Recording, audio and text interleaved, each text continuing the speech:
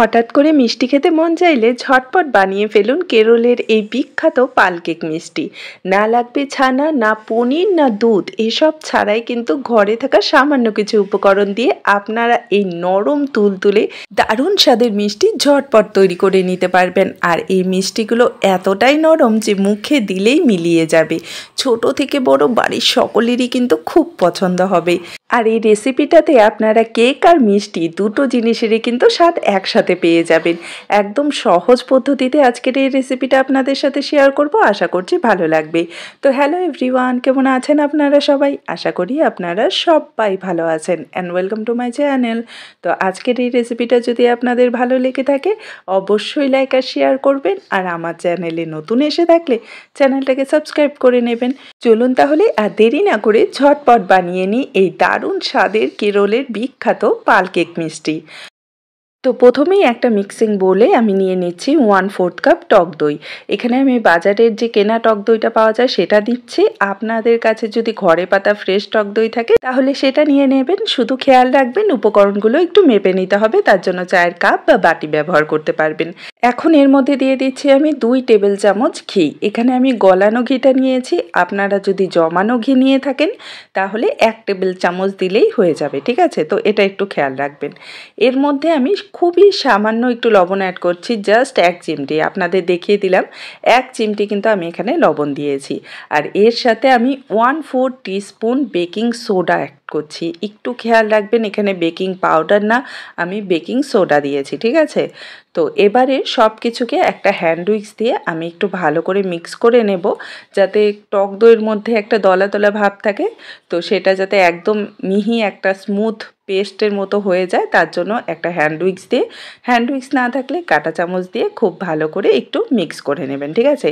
আর মেশানোর পর দেখবেন যে একটু ফেনা ফেনা টাইপের হয়ে যাবে মিশ্রণটা, কারণ আমরা বেকিং সোডা অ্যাড করেছি। তো এভাবে একটু ভালো করে আমাদের মিশিয়ে নিতে হবে। তো এই যে দেখুন আমি কিন্তু খুব ভালো করে মিশিয়ে নিয়েছি, একদম একটা স্মুথ ব্যাটার কিন্তু রেডি।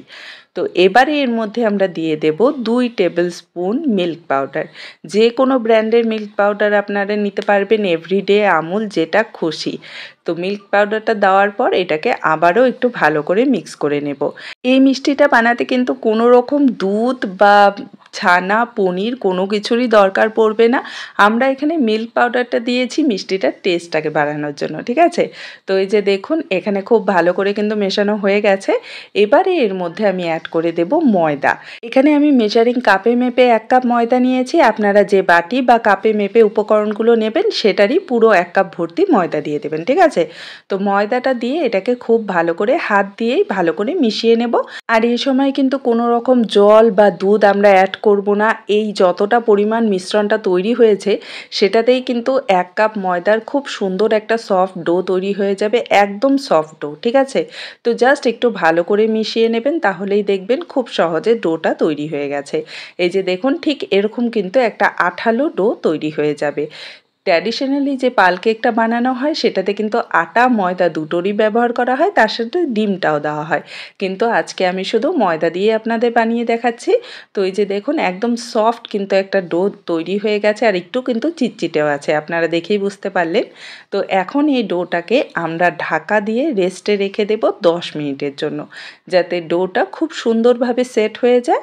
আর 10 মিনিট পর আপনারা দেখলেই বুঝতে পারবেন যে এই যে চিটচিটে ভাবটা আছে, আঠালো ভাবটা, সেটা একদমই থাকবে না। তো ততক্ষণ চলুন আমরা একটা চিনির শিরা তৈরি করে নেব।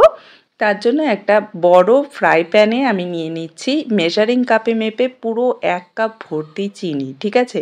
চেষ্টা করবেন শিরাটা একটু বেশি পরিমাণে বানানোর জন্য, তাহলে মিষ্টিটা একদম সুন্দরভাবে তৈরি হয়ে যাবে। তো যতটা আমরা চিনি নিয়েছি ঠিক ততটাই কিন্তু এখানে আমি জল দিয়ে দিলাম। আর দিয়ে দিচ্ছি এর মধ্যে 2টো এলাচ মাঝখান দিয়ে ফাটিয়ে নিয়েছি। আপনাদের কাছে গোটা এলাচ বা এলাচের গুঁড়ো যেটা আছে সেটা দিয়ে দেবেন। তো গ্যাসের ফ্লেমটাকে এখন লো টু মিডিয়ামের মাঝামাঝি রেখে নাড়াচাড়া করে প্রথমে চিনিটাকে জলের সাথে মিশিয়ে নিতে হবে। প্রথমেই কিন্তু গ্যাসের ফ্লেমটা হাই করতে যাবেন না, তাহলে চিনিটা গলার আগেই শিরাটা না খুব ঘন হয়ে যাবে, ঠিক আছে?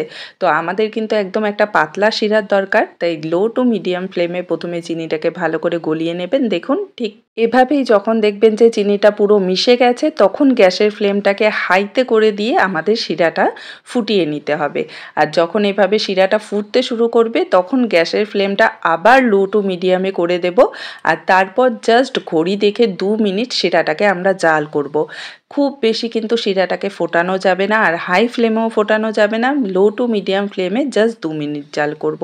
তো এখানে দেখুন 2 মিনিট আমি জাল করে নিয়েছি, ফুটিয়ে নিয়েছি।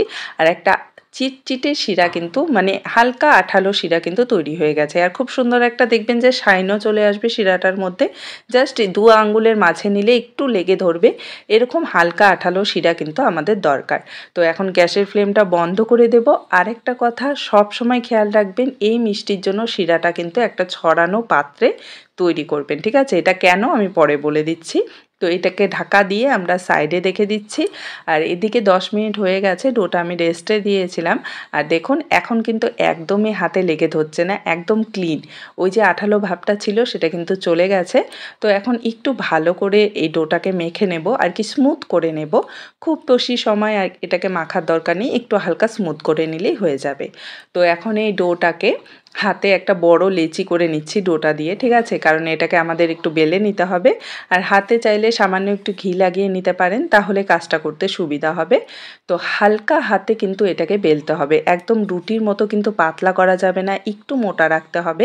আমি পরে আপনাদের দেখিয়ে দেব ভালো করে যে কতটা থিকনেস রাখতে হবে। তো এই যে দেখুন এখানে আমি কিন্তু রুটিটা আর কি বেলে নিয়েছি। এখন একটা চাকুর সাহায্যে আমি সাইডগুলো কেটে নিচ্ছি, ঠিক আছে? যাতে একদম চারদিকটা সমান হয়। আর সাইডগুলো কিন্তু কেটে আর কি বাদ দিয়ে দেওয়া দরকার নেই, সেটা দিয়ে আমরা পরেও আবার মিষ্টিগুলো তৈরি করে নেব। এই যে দেখুন আমি সাইডে রেখে দিচ্ছি, এটা দিয়ে পরে আবার তৈরি করে নেব। তো এখন এটাকে আমরা পাল কেকের শেপটা দিয়ে নেব। তো পাল কেক কিন্তু রেক্ট্যাঙ্গেল শেপের হয়, তো আপনারা নিজেদের পছন্দ মতো রেক্ট্যাঙ্গেল বা স্কোয়ার যেটা খুশি শেপ দিয়ে নিতে পারেন। তো এই যে দেখুন আমি খুব ভালো করে আর কি শেপ দিয়ে নিয়েছি। আর থিকনেসটা কিন্তু ঠিক এরকম রাখতে হবে, এর থেকে কিন্তু বেশি মোটা করা যাবে না। তো এভাবেই আমি সবগুলো মিষ্টি তৈরি করে নিয়েছি। এই যে দেখুন, আর 1 কাপ ময়দা দিয়ে কিন্তু অনেকগুলো তৈরি হয়ে যাবে। এখন এই মিষ্টিগুলোকে আমাদের ভেজে নিতে হবে। তার জন্য একটা কড়াইতে আমি কিছুটা পরিমাণ তেল খুব ভালো করে গরম করে নিয়েছি। আর গরম তেলেই কিন্তু আমাদের মিষ্টিগুলো ছাড়তে হবে, একদম লো ফ্লেমে কিন্তু এগুলোকে ভাজা যাবে না, তাহলে ভেঙে যাবে, ঠিক আছে? তো খেয়াল রাখবেন গ্যাসের ফ্লেমটা মিডিয়ামে রেখেই কিন্তু আমাদের মিষ্টিগুলো ভাজতে হবে।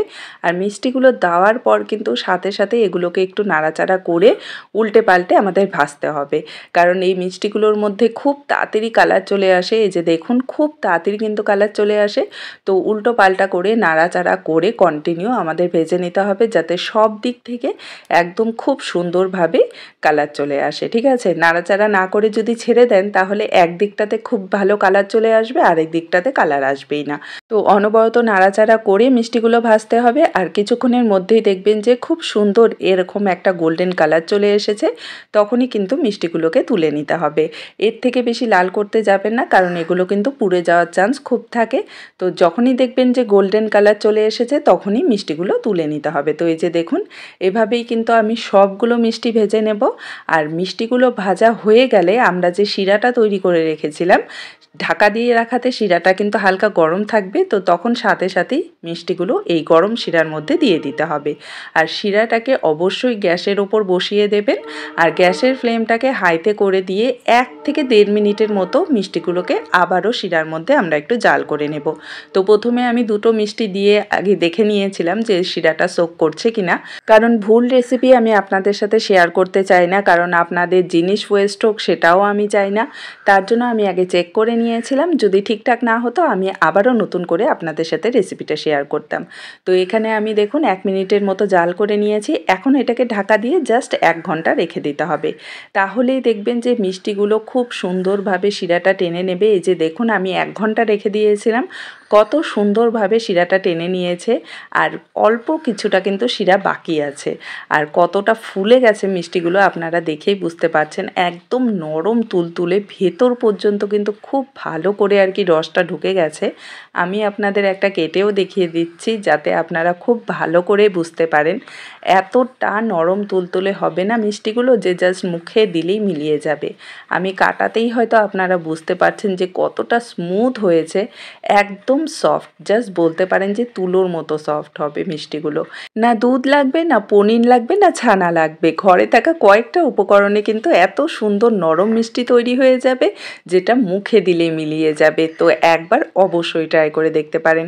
তো আজকের এই রেসিপিটা যদি আপনাদের ভালো লেগে থাকে আমাকে কমেন্টে জানাতে কিন্তু একদমই ভুলবেন না। দেখা হবে আরেকটি নতুন রেসিপি নিয়ে। ভালো থাকবেন, সুস্থ থাকবেন। Bye bye.